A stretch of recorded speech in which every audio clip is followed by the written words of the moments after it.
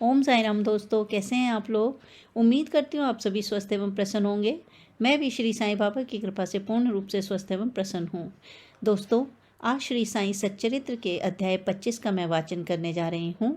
इस अध्याय के अंतर्गत बहुत ही रोचक कथाएं हैं। बाबा की भक्तों के प्रति आशीर्वाद और भक्तों का बाबा के प्रति श्रद्धा भाव इस पाठ के अंतर्गत देखने को मिलेगा आपको। तो बने रहिए मेरे वीडियो के साथ आरंभ से अंत तक। और यदि आपको मेरा वीडियो पसंद आए तो इसे लाइक, शेयर और कमेंट ज़रूर कीजिएगा। और जो दोस्त आज नए हैं, जो मेरे वीडियो के साथ जुड़ रहे हैं, उनसे भी मेरा निवेदन है कि मेरे YouTube चैनल साईं की भक्ति का ताना बाना को सब्सक्राइब कर दीजिएगा और अपना प्यार दिखाइएगा। तो चलिए आरंभ करते हैं अध्याय 25। अध्याय 25 के अंतर्गत हम दामू अन्ना कासार, अहमदनगर के रुई और अनाज के सौदे, आम्र लीला और प्रार्थना आदि के बारे में जानेंगे। जो अकारण ही सभी पर दया करते हैं, अकारण मतलब बिना किसी कारण के, बिना किसी लालच के। तो जो अकारण ही सभी पर दया करते हैं तथा समस्त प्राणियों के जीवन व आश्रयदाता हैं, जो परब्रह्म के पूर्ण अवतार हैं, ऐसे अहेतुक दया सिंधु और महान योगीराज के चरणों में साष्टांग प्रणाम कर अब हम यह अध्याय आरंभ करते हैं। श्री साईं की जय हो। वे संत चूड़ामणि समस्त शुभ कार्यों के उद्गम स्थान और हमारे आत्माराम तथा भक्तों के आश्रयदाता हैं। हम उन साईनाथ की चरण वंदना करते हैं जिन्होंने अपने जीवन का अंतिम ध्येय प्राप्त कर लिया है। श्री साईं बाबा अनिर्वचनीय प्रेम स्वरूप हैं। हमें तो केवल उनके चरण कमलों में दृढ़ भक्ति ही रखनी चाहिए। जब भक्त का विश्वास दृढ़ और भक्ति परिपक्व हो जाती है तो उसका मनोरथ भी शीघ्र ही सफल हो जाता है। जब हेमाड पंत को साईं चरित्र तथा साईं लीलाओं के रचने की तीव्र उत्कंठा हुई तो बाबा ने तुरंत ही वह पूर्ण कर दी। जब उन्हें स्मृति पत्र इत्यादि रखने की आज्ञा हुई तो हेमाड पंत में स्फूर्ति, बुद्धिमत्ता, शक्ति तथा कार्य करने की क्षमता स्वयं ही आ गई। वे कहते हैं कि मैं इस कार्य के सर्वदा अयोग्य होते हुए भी श्री साईं के शुभ आशीर्वाद से इस कठिन कार्य को पूर्ण करने में समर्थ हो सका। फलस्वरूप यह ग्रंथ श्री साईं सच्चरित्र आप लोगों को उपलब्ध हो सका, जो एक निर्मल स्रोत या चंद्रकांत मणि के ही सदृश है, जिसमें से सदैव साईं लीला रूपी अमृत झरा करता है, ताकि पाठकगण जी भरकर उसका पान करें। जब भक्त पूर्ण अंतःकरण से श्री साईं बाबा की भक्ति करने लगता है तो बाबा उसके समस्त कष्टों और दुर्भाग्यों को दूर कर स्वयं उसकी रक्षा करने लगते हैं। अहमदनगर के श्री दामोदर सावल राम रास ने कासार की निम्नलिखित कथा उपयुक्त कथन की पुष्टि करती है। दामू अन्ना। पाठकों को स्मरण होगा कि इन महाशय का प्रसंग 6ठे अध्याय में शिरडी के रामनवमी उत्सव के प्रसंग में आ चुका है। ये लगभग सन 1894 में शिरडी पधारे थे, जबकि रामनवमी उत्सव का प्रारंभ ही हुआ था और उसी समय से वे एक जरीदार बढ़िया ध्वज इस अवसर पर भेंट करते तथा वहाँ एकत्रित गरीब भिक्षुकों को भोजन आदि कराया करते थे। दामू अन्ना के सौदे। पहला सौदा है रुई का सौदा। दामू अन्ना को बम्बई से उनके एक मित्र ने लिखा कि वह उनके साथ साझेदारी में रुई का सौदा करना चाहते हैं, जिसमें लगभग 2 लाख रुपयों का लाभ होने की आशा है। सन 1936 में नरसिंह स्वामी को दिए गए एक वक्तव्य में दामू अन्ना ने बतलाया कि रुई के सौदे का यह प्रस्ताव बम्बई के एक दलाल ने उनसे किया था, जो कि साझेदारी से हाथ खींचकर मुझ पर ही सारा भार छोड़ने वाला था। भक्तों के अनुभव भाग 11 पृष्ठ 75 के अनुसार दलाल ने लिखा था कि धंधा अति उत्तम है और हानि की कोई आशंका नहीं। ऐसे स्वर्णिम अवसर को हाथ से न खोना चाहिए। दामू अन्ना के मन में नाना प्रकार के संकल्प विकल्प उठ रहे थे, परंतु स्वयं कोई निर्णय करने का साहस वे न कर सके। उन्होंने इस विषय में कुछ विचार तो अवश्य कर लिया, परंतु बाबा के भक्त होने के कारण पूर्ण विवरण सहित एक पत्र श्यामा को लिख भेजा, जिसमें बाबा से परामर्श प्राप्त करने की प्रार्थना की। यह पत्र श्यामा को दूसरे दिन ही मिल गया, जिसे दोपहर के समय मस्जिद में जाकर उन्होंने बाबा के समक्ष रख दिया। श्यामा से बाबा ने पत्र के संबंध में पूछताछ की। उत्तर में श्यामा ने कहा कि अहमदनगर के दामू अन्ना कासार आपसे कुछ आज्ञा प्राप्त करने की प्रार्थना कर रहे हैं। बाबा ने पूछा कि वह इस पत्र में क्या लिख रहा है और उसने क्या योजना बनाई है। मुझे तो ऐसा प्रतीत होता है कि वह आकाश को छूना चाहता है। उसे जो कुछ भी भगवत कृपा से प्राप्त है वह उससे संतुष्ट नहीं है। अच्छा, पत्र पढ़कर सुनाओ। श्यामा ने कहा, जो कुछ अभी आपने कहा वही तो पत्र में भी लिखा हुआ है।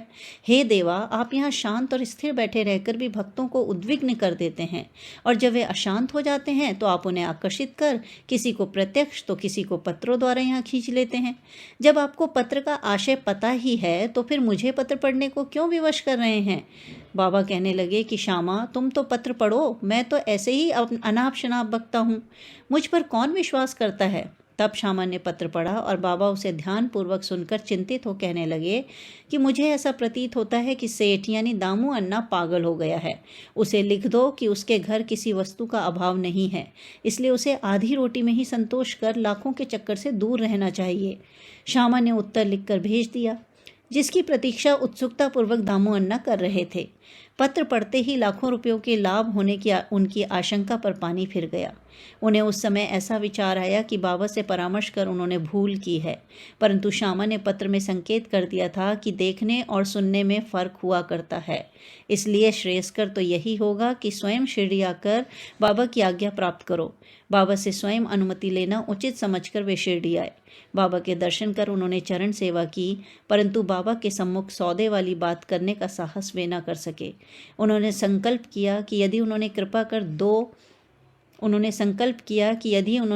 कर दी तो इस सौदे में से कुछ लाभांश उन्हें भी अर्पण कर दूंगा। यद्यपि यह विचार दामू अन्ना बड़ी गुप्त रीति से अपने मन में कर रहे थे, तो भी त्रिकालदर्शी बाबा से क्या छिपा रह सकता था। बालक तो मिष्ठान मांगता है, परंतु उसकी माँ उसे कड़वी औषधि देती है, क्योंकि मिठाई स्वास्थ्य के लिए हानिकारक होती है, और इस कारण वह बालक के कल्याण के लिए उसे समझा बुझाकर कड़वी औषधि पिला दिया करती है। बाबा एक दयालु माँ के समान थे। वे अपने भक्तों का वर्तमान और भविष्य जानते थे, इसलिए उन्होंने दामू अन्ना के मन की बात जानकर कहा कि बापू, मैं अपने को इस सांसारिक झंझटों में फंसाना नहीं चाहता। बाबा की अस्वीकृति जानकर दामू अन्ना ने यह विचार त्याग दिया। अनाज का सौदा। तब उन्होंने अनाज, गेहूं, चावल आदि अन्य वस्तुओं का धंधा आरंभ करने का विचार किया। बाबा ने इस विचार को भी समझकर उनसे कहा कि तुम रुपए का 5 सेर खरीदोगे और 7 सेर को बेचोगे, इसलिए उन्हें इस धंधे का भी विचार त्यागना पड़ा। कुछ समय तक तो अनाजों का भाव चढ़ता ही गया और ऐसा लगने लगा कि संभव है बाबा की भविष्यवाणी सत्य निकले। परंतु 2-1 महीने के पश्चात ही सब स्थानों में पर्याप्त वृष्टि हुई यानी बारिश हुई, जिसके फलस्वरूप भाव अचानक ही गिर गए, और जिन लोगों ने अनाज इकट्ठा कर लिया था उन्हें नुकसान उठाना पड़ा। पर दामू अन्ना इस विपत्ति से बच गए। यह कहना व्यर्थ नहीं होगा कि रुई का सौदा जो कि उस दलाल ने अन्य व्यापारी की साझेदारी में किया था, उसमें उसे अधिक हानि हुई। बाबा ने उन्हें बड़ी विपत्तियों से बचा लिया है। यह देखकर दामू अन्ना का साईं चरणों में विश्वास दृढ़ हो गया और वे जीवन पर्यंत बाबा के सच्चे भक्त बने रहे। ओम साईं राम। आम्र लीला यानी आम लीला, आम की लीला। एक बार गोवा के एक मामलतदार ने, जिसका नाम राले था, लगभग 300 आमों का एक पार्सल श्यामा के नाम शिरडी भेजा। पार्सल खोलने पर प्रायः सभी आम अच्छे निकले। भक्तों में इनके वितरण का कार्य श्यामा को सौंपा गया। उनमें से बाबा ने 4 आम दामू अन्ना के लिए पृथक निकाल कर रख लिए। दामू अन्ना की 3 स्त्रियां थीं, परंतु अपने दिए हुए वक्तव्य में उन्होंने बतलाया कि उनकी केवल 2 ही स्त्रियां थीं। वे संतानहीन थे। इस कारण उन्होंने अनेक ज्योतिषियों से इसका समाधान कराया और स्वयं भी ज्योतिष शास्त्र का थोड़ा सा अध्ययन कर ज्ञात कर लिया कि जन्म कुंडली में एक पाप ग्रह के स्थित होने के कारण इस जीवन में उन्हें संतान का मुख देखने का कोई योग नहीं है। परंतु बाबा के प्रति तो उनकी अटल श्रद्धा थी। पार्सल मिलने के 2 घंटे पश्चात ही वे पूजन आदि के लिए मस्जिद में आए। उन्हें देखकर बाबा कहने लगे कि लोग आमों के लिए चक्कर काट रहे हैं, परंतु ये 2 दामू के हैं, जिसके हैं उन्हीं को खाने दो और मरने दो। इन शब्दों को सुन दामू अन्ना के हृदय पर वज्राघात सा हुआ, परंतु महालसापति ने उन्हें समझाया कि इस मृत्यु शब्द का अर्थ अहंकार के विनाश से है और बाबा के चरणों की कृपा से तो वह आशीर्वाद स्वरूप है। तब वे आम खाने को तैयार हो गए। इस पर बाबा ने कहा कि वे तुम ना खाओ, उन्हें अपनी छोटी स्त्री को खाने दो। इन आमों के प्रभाव से उसे 4 पुत्र और 4 पुत्रियां उत्पन्न होंगी। यह आज्ञा शिरोधार्य कर उन्होंने वे आम ले जाकर अपनी छोटी स्त्री को दिए। धन्य हैं श्री साईं बाबा की लीला, जिन्होंने भाग्य विधान पलटकर उन्हें संतान सुख दिया। बाबा की स्वेच्छा से दिए वचन सत्य हुए, ज्योतिषियों के नहीं। बाबा के जीवन काल में उनके शब्दों ने लोगों में अधिक विश्वास और महिमा स्थापित की, परंतु महान आश्चर्य है कि उनके समाधिस्थ होने के उपरांत भी उनका प्रभाव पूर्ववत ही है। बाबा ने कहा कि मुझ पर पूर्ण विश्वास रखो। यद्यपि मैं देह त्याग भी कर दूंगा, परंतु फिर भी मेरी अस्थियां आशा और विश्वास का संचार करती रहेंगी।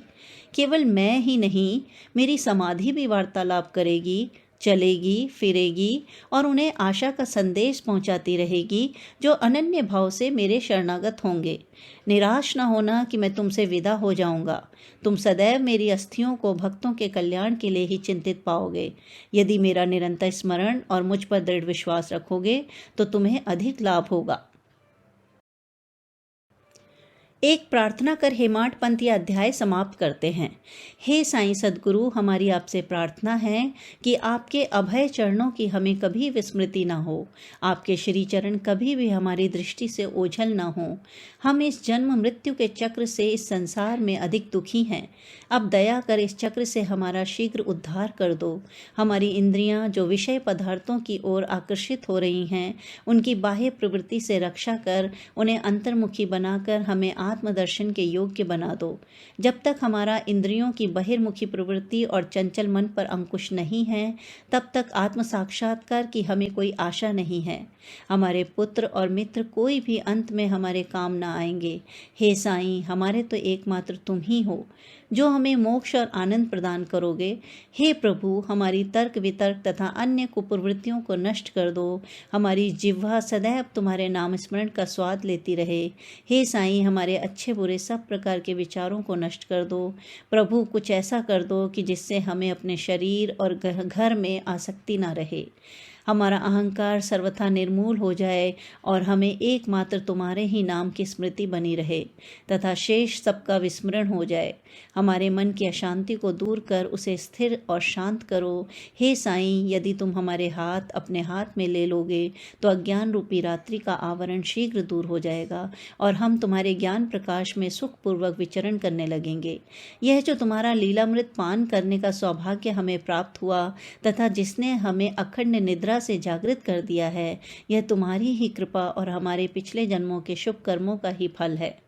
इस संबंध में श्री दामू अन्ना के उपरोक्त कथन को उद्धृत किया जाता है, जो ध्यान देने योग्य है। एक समय जब मैं अन्य लोगों सहित बाबा के श्री चरणों के समीप बैठा था, तो मेरे मन में 2 प्रश्न उठे। उन्होंने उनका उत्तर इस प्रकार दिया। पहला प्रश्न, जो जनसमुदाय श्री साईं के दर्शन के लिए शिरडी आता है, क्या उन सभी को लाभ पहुंचता है? इसका उन्होंने उत्तर दिया कि बौर लगे आम वृक्ष की ओर देखो। यदि सभी बौर फल बन जाएं तो आमों की गिनती भी न हो सकेगी। परंतु क्या ऐसा होता है? बहुत से बौर झर कर गिर जाते हैं। कुछ फले और बड़े भी तो आंधी के झकोरों से गिरकर नष्ट हो जाते हैं और उनमें से कुछ ही शेष रह जाते हैं। दूसरा प्रश्न मेरे स्वयं के विषय में था। यदि बाबा ने निर्वाण ले लिया तो मैं बिल्कुल ही निराश्रित हो जाऊंगा, तब मेरा क्या होगा? इसका बाबा ने उत्तर दिया कि जब और जहाँ भी तुम मेरा स्मरण करोगे, मैं तुम्हारे साथ रहूंगा। इन वचनों को उन्होंने सन 1918 के पूर्व भी निभाया और सन 1918 के पश्चात आज भी निभा रहे हैं। वे अभी भी मेरे ही साथ रहकर मेरा पथ प्रदर्शन कर रहे हैं। यह घटना लगभग सन 1910-11 की है। उसी समय मेरा भाई मुझसे अलग हुआ और मेरी बहन की मृत्यु हो गई। मेरे घर में चोरी हुई और पुलिस जांच पड़ताल कर रही थी। इन्हीं सब घटनाओं ने मुझे पागल सा बना दिया था। मेरी बहन का स्वर्गवास होने के कारण मेरे दुख का पारावार न रहा और जब मैं बाबा की शरण गया तो उन्होंने अपने मधुर उपदेशों से मुझे सांत्वना देकर अप्पा कुलकर्णी के घर पूरन पोली खिलाई तथा मेरे मस्तक पर चंदन लगाया।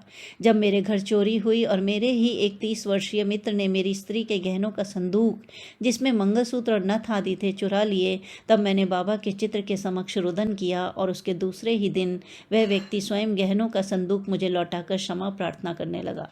तो भक्तों, इस अध्याय का सार यह है कि बाबा समाधि के पश्चात भी आज भी हमें उसी रूप में दर्शन देते हैं, उसी रूप में हमारी सहायता करते हैं। चाहे हम कहीं भी रहें, बाबा हमेशा हमारे साथ रहते हैं। तो बाबा पर अपना सदैव विश्वास बनाए रखें, धैर्य और सबूरी श्रद्धा और सबूरी बनाए रखें। आपकी हर मनोकामना बाबा अवश्य पूर्ण करेंगे। बस यही बाबा का आदेश है, बाबा का संदेश है कि आप पूर्ण श्रद्धा से, पूर्ण धैर्य के साथ बाबा के प्रति अपनी विश्वास भक्ति बनाए रखें और बाबा का नाम स्मरण करते रहें। ओम श्री सद्गुरु साईनाथ अर्पणमस्तु। शुभम भवतु। ओम सच्चिदानंद सद्गुरु साईनाथ महाराज की जय। तो दोस्तों, अगर आपको मेरा वीडियो पसंद आया है तो वीडियो को लाइक कीजिए, शेयर कीजिए, कमेंट कीजिए और चैनल को सब्सक्राइब कर दीजिए और घंटी दबाना मत भूलिएगा। जो लोग पहली बार मेरा वीडियो देख रहे हैं वो पुराने वीडियो देखने के लिए नीचे डिस्क्रिप्शन बॉक्स में दिए गए लिंक पर जाकर देख सकते हैं।